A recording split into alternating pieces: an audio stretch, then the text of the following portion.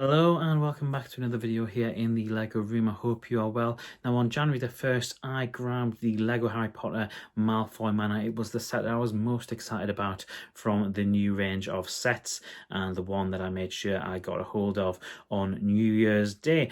And you can see that set being built on the channel over the next week or so, and whenever I get around to doing it, which may well be after this video. But it did get me to thinking about other Lego Harry Potter sets that we haven't yet seen in Lego form. Drop a like on this video before we get into it, and I'm sure there'll be an idea that you do like on this list if you are indeed a Lego Harry Potter or Harry Potter fanatic.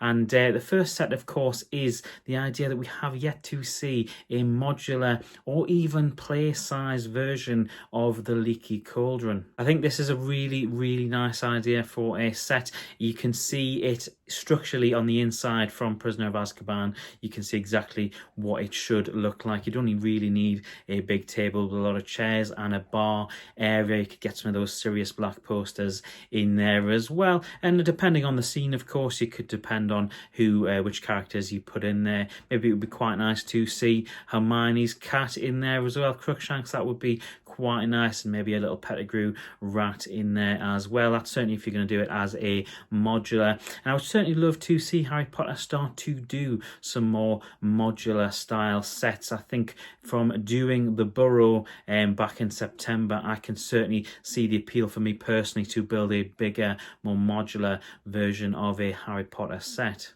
Another idea that I've had that would lend itself potentially to the modular style, or indeed even the play scale size style for houses, is the Lovegood House that we see in the Deathly Hallows. There has been a slight maybe lack of Deathly Hallows sets, particularly for part one, and this would be a really nice way to address that. You could, of course, make it modular. It's in a very sort of peculiar shape, which I actually quite like, obviously in the same way that I like the Burrow, because it's slightly peculiar shape as well. You've got the dirigible plums at the front as well. They would be some quite nice pieces. And of course, if you did make it a play scale size house or set, like we've seen maybe with some of the sets behind me, as you can see, the Shrieking Shack or Honeydukes or the Three Broomsticks, if you did make it that size and have a back out, it would look kind of similar in terms of structure or size as something like the Up House, and the Up House is a fantastic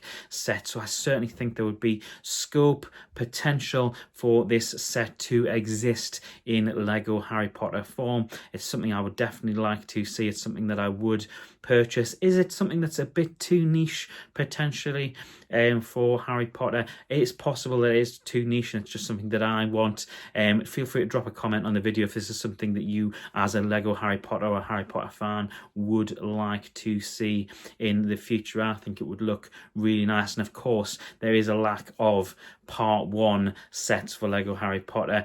We of course have addressed that ever so slightly this January with that Malfoy Manor. The final idea for a modular or a house play scale size for Lego Harry Potter is of course Gryffins Hollow. Now of course there is two different ways you could do this once you've decided on whether it's play scale or modular, and that is of course you could have the original scene from, let's say, the very beginning, where you'd get Voldemort in there with Lily and James and baby Harry in the crib as well. You could even potentially have Snape there as well, potentially to come in afterwards. That is one way of doing it. The other way of course is to have it as a play scale size house, and you of course get Hermione, you get Harry there, and of course you would get Bathilda backshot as well, and probably a snake as well, and that allows itself for a little bit more sort of playability, because you would potentially have the stairs where the snake could come up.